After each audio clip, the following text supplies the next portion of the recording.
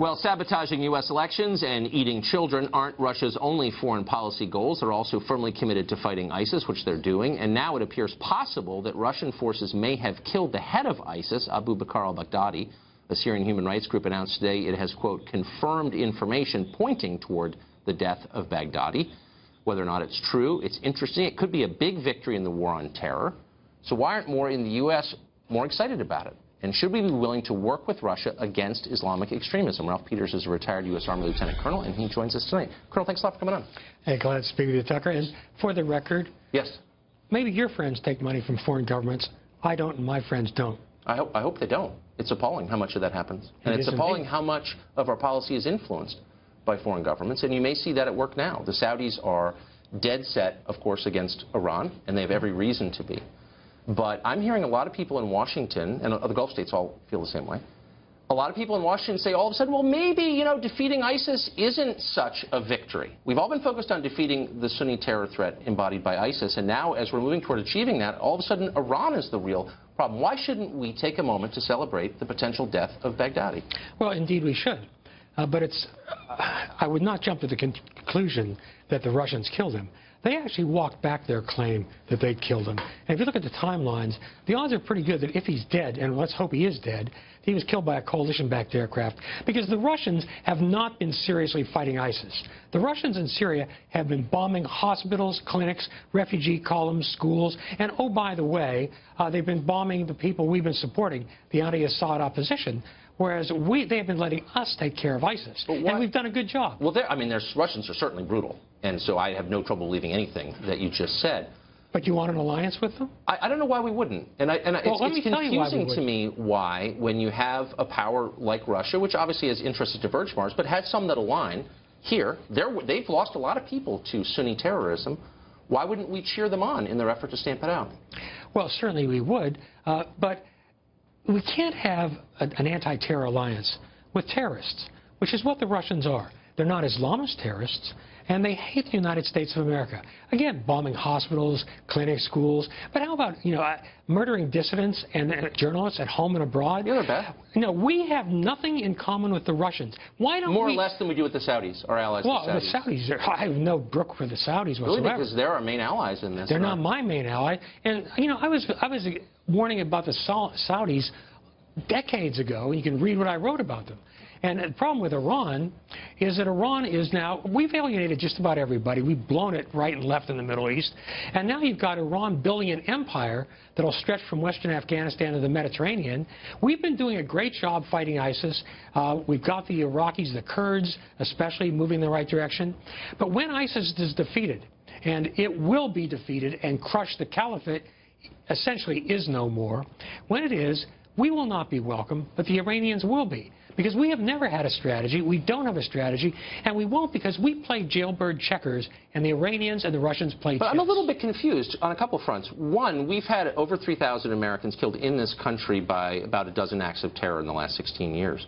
None of them committed by Shiites. None of them. Yeah, all of them by Sunni extremists. So we actually don't face any domestic threat from Iran. We do face a massive threat from Sunni terrorists supported by Saudi Arabia and all these countries we say are our friends. A. B, if we're so afraid of Iran, then why did we kill Saddam Hussein, thereby empowering Iran? Because we were stupid.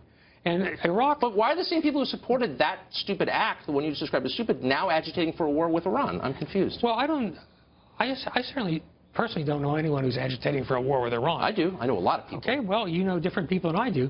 I know people that think that we have to eventually stand up to the Iranians, thanks to President Obama's outright cowardice and the shameful treatment of our sailors, for which John Kerry thanked the Iranians when they're captured.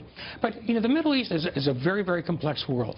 And we refused to think clearly about it and honestly about it, just as you pointed out. No Americans have been killed in the United States by Shia terrorists, Sunni terrorists. And yet, our president just went to Saudi Arabia and praised the Saudis to the skies. Our president seems determined to do any deal he can with the Russians, and the Russians hate, Vladimir Putin hates us. He is malevolent, and he is as close to pure evil as I can find. He's also brilliant. And so I don't understand why any American would want an alliance with Russia, we should be strengthening our alliances with democracies. Instead of trashing NATO, we should be building it up much more strongly. Why attack Australia? Why attack Canada? For God's sakes, I think it's you about make a Western fair point. It's just civilization. hard to see why, and I'm not vouching for Putin's character, which he seems like a shady guy, a strong man for sure, wouldn't want to live there. He's a killer. Hard to see why he's a threat to us. And how many wars can we fight at once? How many people can we be in opposition to at once? Why not just accept that people who are bad people share our interests and side with them? You sound like Charles Lindbergh in 1938 saying, Hitler hasn't attacked us. I beg your pardon? Slow down. Hey, slow down, Colonel. Oh. I'm not in any way. You cannot compare me to someone who would make apologies for Hitler. And I don't think Putin is comparable to Hitler. I think Putin is. Look, I think it's a grotesque overstatement. Putin actually. is, well, I think it's insane. Putin, fine. You can think it's insane all you want. You just compared me to a Nazi apologist because I asked a simple question, which is, slow down, why does it contravene American interests to make common cause with a group that's trying to kill ISIS? Invaded his neighbors, broken the long peace in Europe. He assassinates dissidents and journalists. He bombs women and children on purpose in Syria. He is as bad as Hitler. And I'm sorry, if you don't like the Charles Lindbergh thing, I will retract that. But let's just say you sound like someone in the 1938 saying, what's Hitler done to us? Putin is the equivalent of Hitler. I would hate to go back and read your columns assuring America that taking out Saddam Hussein will make the region calmer, more peaceful, and America safer, when in fact it has done exactly the opposite, and it has empowered Russia and Iran, the two countries you say you fear most.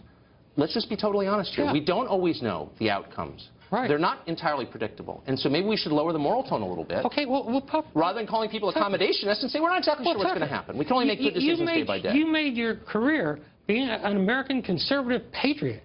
And now you're suddenly cheering for Vladimir Putin? I'm not in any sense cheering for Vladimir Putin. Well, you said and it's not accommodate. I'm cheering for America as always. Our interests ought to come first. And to the extent that making temporary alliances with other countries serve our interests, I'm in favor of that. Making sweeping moral claims, grotesque ones, comparing people to Hitler, advances the ball not 1 inch. Vladimir Actually, it blinds us to reality. Comparable. He hates America. He wants to hurt us. And I'm sorry. All this, suddenly Vladimir Putin's a good guy. Russia's okay. No, it's not. Russia is evil. So what's your moral test? So we cannot in any way do business or make common cause with a country whose leader is, quote, evil, who is, quote, a bad person. That takes most of the world off the table. Most countries are run by really bad people. That's not the question. You're not talking about dealing with them. You're talking about an alliance, an anti-terror alliance. Come on, that's very different. First step, cheering on any attacks made by Russia against our mortal enemy, our real enemy, ISIS. Why not just say that's great? I don't like Putin. I'm not living in Russia. I'm not taking money from the guy, but like a good deed is a good deed no matter who commits it. Why not just say that? Putin isn't killing ISIS primarily. He's attacking the anti-Assad people while letting us fight ISIS. And are you convinced, and do you speak Arabic, by the way? No, I don't. Oh, you don't? Okay, so. How's your Russian?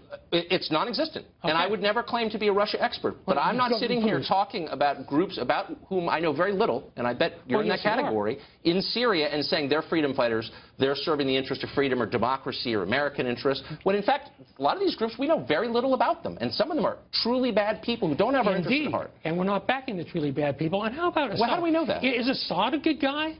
Do you think I don't know. I mean, ask the Christians and Jews who lived in Syria. If we align, we protected. If we align with Russia, we are aligning with Iran. We are aligning with Assad. And that's bad for American interests because why? Do you think Iran is good for American interests? I think Iran's a bad country and in a lot of ways against America and American interests. But within the context of Syria, Assad was much better for America than the people I believe you hope to replace him with. The Kurds?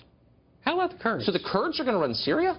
No. Now we're in fantasy land. No, they're going to have an independent state. You're going to break up Syria into lots of little countries. Well, I'm not going to break it up. Okay, but that's the point because it works so well in Iraq? Yeah. Well, it hasn't broken up yet. And the problem with Iraq was in 2003 when we had the chance, we didn't break it up.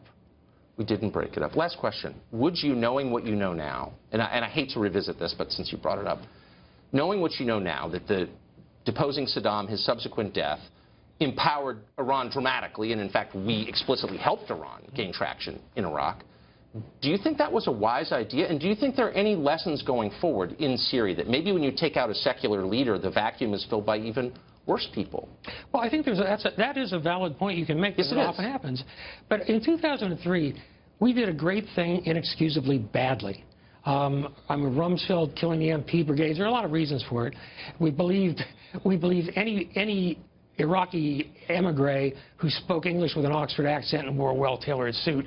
I mean, again, our intentions were great, but if I had it to do over again, no, I would not get rid of Saddam Hussein because we hadn't thought it through.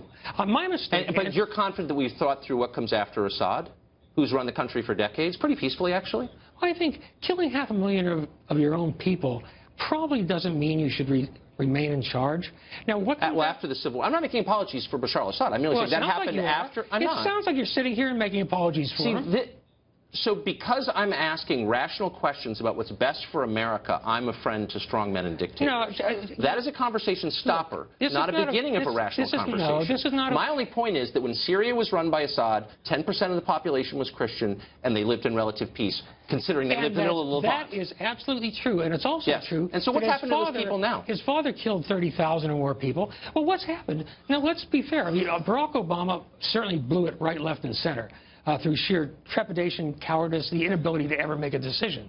But we are where we are, with 500,000, or perhaps more by now, Syrians dead, primarily killed by the Assad regime, the Iranians, Hezbollah, and now the Russians. And yet you want us to align with the Russians, with Iran, with Assad. I want us to act in America's interest and stop making shallow, sweeping moral claims about countries we don't fully understand and then hope everything will be fine in the end, because I just saw that happen, and it didn't work. You're doing that with Russia. I am not doing it now. With Russia, I'm merely saying that if a country we don't like takes active steps to kill people who are a threat to us, I'm going to pause and applaud. I'm not going to stand back and compare their leader to Hitler because it makes me feel virtuous. That's what I'm saying. But the fault in your logic is that Assad, the Iranians, the Russians are killing the anti-Assad forces. I'm sure, but you haven't explained why I, as an American, should be terrified by Iran or Assad. And I think American leaders should act in the interest of their own country primarily. That's the number one job they have, and they're not doing it. Subject. You couldn't answer me on Putin, so you changed the subject to Assad. I want to know why you think Vladimir Putin's okay. I don't think he's okay. I think it's great that he's fighting ISIS. ISIS is a threat to us, and we're being told. You want an anti-terror alliance with Russia. What does Russia tangibly bring to the table? Bombs that kill ISIS. That's my view. Unfortunately, we're out of time. We have gone long. Colonel Peters, thank you for joining us. It was a spirited conversation.